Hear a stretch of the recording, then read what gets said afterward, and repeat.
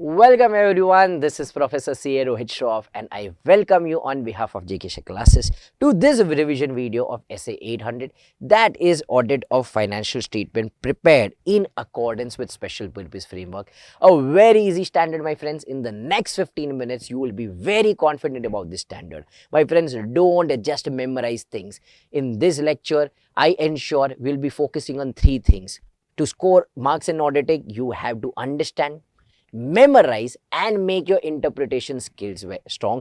That is, you have to solve a lot of questions. So here we are going to understand, memorize as well as interpret the questions. So now what is this essay 800? Like I said, a very simple standard. To gain marks in this, you just have to cover 6 topics. What is the meaning? Considerations when accepting, planning and performing, description of the AFRF, alerting the users, and restriction on distribution of use. So essay 800 talks about 6 points. If you are done with these 6 points, you are in a position to answer any question. So let us start with meaning. What is special purpose framework? Now let us say, for example, here is Blinkit, our last minute app, where people have been ordering on the last minute. Now this last minute app, Blinkit, has a cash loss of 1000 crore plus, and however they have a valuation of 1500 crore plus. Now let us say there is a Marwadi businessman who is doing business with Blinkit. He said, see, no, it is very good that you have a valuation of 1500 crores and all, but I am concerned with my money. I am concerned that I am giving you goods on credit, whether you will be in a position to repay me on time or not. So I want to see your financial statement, and I don't want to see a general purpose financial statement. See, there you may have prepared financial statement on accrual basis. I want you to prepare financial statement on cash basis and give it to me, so I can see what are your cash profit and cash loss, so I can take a wise decision whether you will be able to repay me on time or not. So now we are preparing financial statement on cash basis. We have prepared this for a special purpose. Hence, this is called a special purpose financial statement. So what is the meaning? A special purpose financial statement is nothing but a financial reporting framework designed to meet the need of specific users. For example, let us say cash basis of accounting as required by the creditor. What can be the second example? A lot of times it may be required by a regulator. Let us say, for example, in case of income tax, there are a lot of expenses which are allowed, a lot of expenses which are disallowed. For a lot of times you get 100%, 200% deduction. So when we prepare financial statement to be submitted to the income tax, it is again a special purpose framework. It is for those specific users. It is not useful for every public at large. A lot of times there can be a provision of a contract also for a bond or a loan. Let us say a party has given loan to us. Now, when that party gave us a loan, they said, see, we don't want consolidated financial statement. You may prepare consolidated financial statement and give it to other users at large. But we want unconsolidated financial statement. We want to see, we have given your loan to your subsidiary. We want to see how your subsidiary is performing. So you prepare unconsolidated financial statement. It is a provision of the contract. In contract itself, they have mentioned this. So this is a special purpose framework where financial statements are made to meet the need of the specific users. So once again, what is the definition? It is a financial reporting framework designed to meet need of specific users. For example, let us say cash basis of accounting as required by the creditor, required of a regulator, or a provisions of a contract, bond or a loan. A lot of times when we prepare this financial statement, it means complete set of financial statements, a complete set of special purpose financial statement. It will also include the notes which will comprise the summary of the significant accounting policy. So when we say some financial statement, it will include notes as well. So with this, we have understood what is the meaning. What is a special purpose framework? Now, what are the points that we need to consider when we accept such an assignment? So whenever you are accepting such an assignment, my friends, whenever you accept any audit assignment, we always see whether the financial reporting framework is acceptable. Likewise, here we need to see whether it is acceptable. So whether the financial statement are prepared in accordance with the need of the users. See, that creditor wanted to see whether you will be able to pay cash in time or not. Whether we are prepared on cash basis, whether this financial statement fulfills the need of those specific users. If yes, I will accept. Lot of time, law will also tell you what is a financial reporting framework. So law framework is prescribed by law. The framework which is prescribed by law will be acceptable to me if views of the stakeholders are taken into consideration. See, for example, that specific user's views are taken into consideration, I have no problem as an auditor. But the framework that is prescribed by law does not take into consideration the need of that particular user, then this framework is not acceptable. There might be financial reporting standard which may be supplemented by law. So there are reporting standard plus law. If the requirement of the standards and a law is the same, no problem. But if there is a difference between the two, we need to check as per SA 210, is there a conflict? If there is no conflict, no problem. The reporting standard also says the same, law also says the same, no problem, you follow both. But if there is a conflict, for example, reporting standard requires less and law requires more, or whatever may be the case, we will have to see, can we resolve this conflict by providing additional disclosure? Law required more disclosures, reporting standard required less. Can we resolve this by providing additional disclosure? Very good, we will accept it. Or can we amend the AFRF? If no, then in that case, we will modify the opinion. My friends, this particular part, they have not printed in the module. They have said as per SA 210, check conflict and resolve the conflict as per 210. Now, this particular part is written in SA 210. See, now I cannot expect you to go and revise SA 210. Hence, that particular part I have inserted here. If you read the module, they may have not mentioned it. So, once again, first point was whether the financial statements are prepared in accordance with the need of the intended users. If there is a framework as prescribed by law, it is acceptable if the views of stakeholders are taken into consideration. If financial reporting standards are supplemented by law, see whether there is a conflict. If no conflict, no problem. If there is a conflict, can we meet the additional requirement through additional disclosure? Or can we amend the AFRF? If either of the things are possible, very good. If no, I may have to modify the opinion. Lastly, a lot of times whether this framework is acceptable or not, it is a matter of professional judgment. Now let us say there is a company who's trying to acquire. Okay? For example, that company is purchasing. There is a vendor company who's trying to sell. Now the company who's acquiring, while we were valuing the assets and all, in terms of datas, they said all the datas which are for more than 3 months, outstanding for more than 3 months, you create a provision of 100%. My friends, this is very overprudent. In a general purpose financial statement, debtors whose age is more than 3 months, will we create a provision of 100%? No. But still the company who's purchasing is saying you create a provision of more than 100%. Now it is a matter of judgment. If it fulfills the need of the specific user, it may be acceptable. If it does not, in that case, it may not be acceptable. So these are the 4 points that you need to consider whenever you accept it. So far we have done 2 questions. We understood what is the meaning, and we understood what are the considerations that we need to take whenever we are accepting. Moving ahead to the third question, what are we to do when we plan and perform such an engagement? So firstly, while planning and performing the audit, we firstly need to comply with all the ethical requirements, including independence. Now, what do you mean by ethical requirements? If you recollect, my friends, we have to comply with integrity, objectivity, professional competence and due care, confidentiality and professional behavior. Secondly, do I have to be independent? Yes, definitely I have to be independent. See, this is standard on audit. We are performing audit as per SA 800 on special purpose financial statement. We are expressing a reasonable assurance. My friends, make it a thumb rule. Whenever you are expressing an opinion, you have to be independent. See, if it is a non-assurance engagement, it is okay if you don't be independent. But in case of assurance engagement, we will have to be independent. So the first point, we will have to comply with ethical requirements, including independence. Second, we will have to comply with all the relevant standards. What do you mean by relevant standards? We'll perform all the standards from SA 200 to SA 700. See, SA 800 is special considerations. But everything that we have studied from 200 to 700, will we have to apply that? Yes, we'll apply all the relevant standards. But however, if there is one standard which is not relevant, in that case, we will not use those standards. So all the relevant essays, unless the entire essay is not relevant. There might be few essays where we may have to take certain special considerations. Let's take an example of materiality. Now, when we said materiality as per SA 320, in general purpose financial statement, we consider the need of the common users at large. But in special purpose financial statement, we will consider the need of those specific users. So materiality in general purpose financial statement and specific purpose financial statement may be different. Hence, there might be certain special consideration for a few essays. Also, in case of essay 320, important note, they can ask you this for MCQ.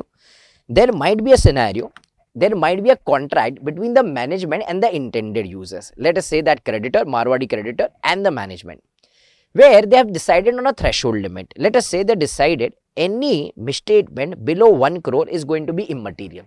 Management will not correct such misstatement. So if they have agreed, both the parties have agreed that below this threshold level, below this amount, it is going to be immaterial. Now, just because they both have agreed does not relieve the auditor of his responsibility. So, as per SA 320, I will have to determine the materiality. I cannot take this 1 crore as materiality. As per 320, I will determine materiality for planning and performing the audit. So, here the management may agree with the intended users on a threshold below which misstatements identified during audit will not be corrected. Existence of such threshold does not relieve the auditor from the requirement to determine materiality in accordance with SA 320 for the purpose of planning and performing the audit. Third, so we covered 3 points. One, comply with the ethical requirements, all the essays, and there are certain essays where we have certain special considerations. Then we will have to identify who are those charged with governance. So as per SA 260, we will have to identify who are those charged with governance. See, there might be a scenario that those charged with governance for general purpose financial statement were different and those charged with governance for special purpose framework may be different. How? Let's take an example. Let us say we are auditors of Tata Technologies. Now, we ask Tata Technologies, okay, the board of directors, who are going to be those charged with governance? If board of directors of Tata Technologies do not answer or we think they are involved in fraud, whom will we go and communicate? Who is going to take the ultimate responsibility? They said, okay, for general purpose financial statement, if anything is wrong, you go and talk to Tata Motors. They are going to be those charged with governance. So we said, okay, if there is anything wrong, Tata Motors is going to be TCWG. But let us say Tata Technologies was, for example, preparing financial statement as per special purpose framework. He was preparing as per, let us say, cash basis for that Marwadi creditor. So it was special purpose framework. Now, here in this case, N. Chandrasekharan ji said, okay, see, for example, if there is anything wrong in special purpose framework, now don't go to Tata Motors. For this special purpose framework, you please come to me. So here, there can be two different those charged with governance. For general purpose financial statement, Tata Motors was overseeing. But for special purpose financial statement, there is a possibility that N. Chandrasekharan ji was overseeing it. Yes. So we need to identify who are going to be those charged with governance. Lastly, we will have to form and express our opinion in accordance with 700. See, our reporting format is SA 700 only. Though we are reporting on special purpose framework, but we will report in accordance with what? SA 700. So 5 points we covered. We comply with ethical requirement. All the relevant essays will comply unless it is not relevant. There might be some essays where special consideration is needed. As per SA 260, we will identify who is TCWG and will form our opinion as per SA 700. Now, there is a small, I would not say amendment, a new value addition that IC has done is this particular SA 800 is. Let us read this and let me explain you this. The auditor shall obtain understanding of any significant interpretation of the contract that management has made in preparation of those financial statements.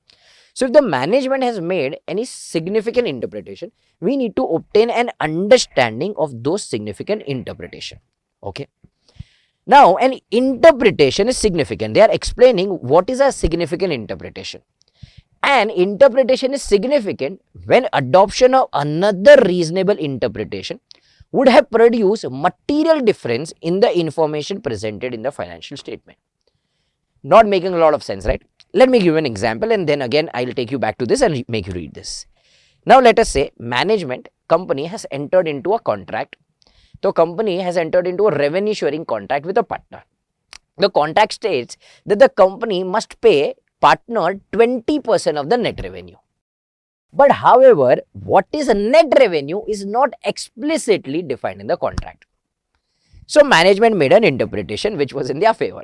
Management said, okay, net revenue is your gross sales minus the direct cost only.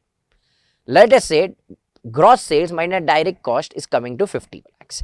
Now, out of this 50 lakhs, 20% has to be paid to the partner. There can be some other interpretation as well, right? Interpretation 2 can be what? What can be net revenue? It can be all your gross sales minus all the operating expenses.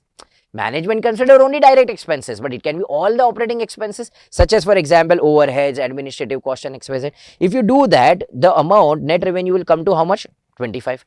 Here it is 50 lakhs. On 50 lakhs, 20% will come down to how much? 10 lakhs. On this, it will come to 2.5 lakhs. So now, if there is a difference between both the interpretation, this interpretation is going to be a significant interpretation. Now, I would want you to pause this particular video and read this particular thing. I hope you have paused it and read this particular thing. I hope you have understood what is a significant interpretation. Now, ICI has not given complete things, unfortunately, here. Now, here, what are we supposed to do is understand this. Now, in case, I'm just telling you an extra part which is not there in the module and not relevant for your exam, but just to complete this. Now, if I think so, the interpretation is different as compared to, there can be some other interpretation as well. Then in that case, I can ask management to give a disclosure explaining the basis of their interpretation. So, user will get the best information. So, if I want, I can ask them, you give the basis of your interpretation in the financial information, so you can understand the same. Okay, so now with this, we have understood performing, planning and performing the audit. So, with this, we are done with how many questions so far, my friends? 3 questions. What was the meaning? Consideration when accepting, planning and performing. Moving ahead with question number 4, description of the AFRF. Now, for description of the AFRF, we will have to evaluate whether the financial statement describe any significant interpretation of the contract. So, we just describe what is a significant interpretation. So, if there is any such interpretation, we need to evaluate whether the same is described in the financial statement. In our audit report, we also need to describe the purpose for which this financial statement are prepared. See, these are prepared for a special purpose, right? We need to disclose what is that special purpose. Secondly, if management ever had a choice of financial reporting framework, so we will give a reference to the management's responsibility for determining AFRF is acceptable in the circumstances. So, if they had a choice, it is the management's responsibility. Third, if we are going to communicate a key audit matter in my audit report on special purpose financial statement, then in that case 701 will apply. So, this is a new point in the new module which was not there in the earlier module. If I am giving a key audit matter, obviously I will have to comply with what? SA 701. Secondly, if I am issuing an annual report, in that annual report there are special purpose financial statement. This annual report is given to whom? The owners or the similar stakeholders. See, what do you mean by similar stakeholder? Similar stakeholders mean those specific users for whom we are preparing the special purpose framework. So, in case if we are going to give such annual report, then in that case SA 720 will also apply. So, basically we will have to see whether the other information is consistent with the information in the special purpose framework. So, if there is an annual report, 720 will also apply. Again, this is a new addition. Lastly, in case of my audit report, we can give other matter para in which will refer to the auditor's report on complete set of general purpose financial statements. So, we may have given an opinion on general purpose financial statement as well. In our other matter paragraph, we can refer to that same as well. Last but not the least, we will have to alert the users about the special purpose framework. So, for this, we can give emphasis of matter para. So, here it was not again there in the last module. Here they have specifically said that we can alert the users with which matter para, emphasis of matter para, which we have covered in SA 706. So, here we have understood description of the AFRF.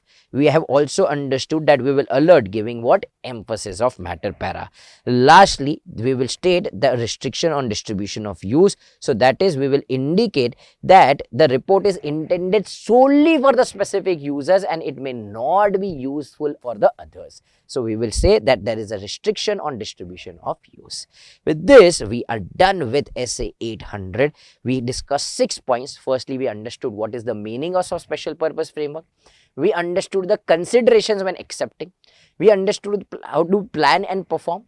description, how do we give of the AFRF, how do we alert the users, and restriction on distribution of the use. 6 points, and with this we are done with essay 800. Let us also go to the question bank of this particular standard. CA Lalita is auditor of a company. She is offered professional work of audit of financial statement prepared specially for meeting the requirements of a loan agreement for the same period. She chooses to accept the work and has made up her mind to disclose this in the emphasis of matter para in the audit report to be issued by her for this specific engagement. Is her approach proper? Yes, there is no problem. She can accept such an assignment, and at the same time she should mention the same in the emphasis of matter paragraph. We have already studied this, so the approach is proper. Question number 2, a good question. CA Lakshmi has prepared draft audit report for the financial statement of X Limited, prepared in accordance with the financial reporting provisions of a contract with Y Limited. She has drafted an unmodified opinion to be given in the audit report. Besides, she has also drawn attention in the draft audit report to note A, the financial statement, which describes the basis for accounting under the heading basis for accounting. How she should ensure that the report would not be misused. Draft a suitable para to be included in the report for this purpose. So here they are asking how to draft it. Now, for basis of accounting and restriction on distribution of use, we will say without modifying opinion, we draw attention to note A of the financial statement, which describes the basis for accounting. The financial statement are prepared to assist company to comply with financial reporting provision of a contract referred to above. As a result, financial statements are not suitable for another purpose. Our report is intended solely for X Limited and Y Limited and should not be distributed or used by parties other than X Limited and Y Limited. Last question. Essay 800 deals with special considerations applicable in respect of financial statement prepared in accordance with special purpose framework. Explain giving the examples, meaning of the special purpose framework. So here you just have to give an example and also explain what is special purpose framework that we have done in question number 1. With this, we are finally done with essay 800. Thank you very much, my friends. See you in the next video where we will be revising the next standard, that is SA 805.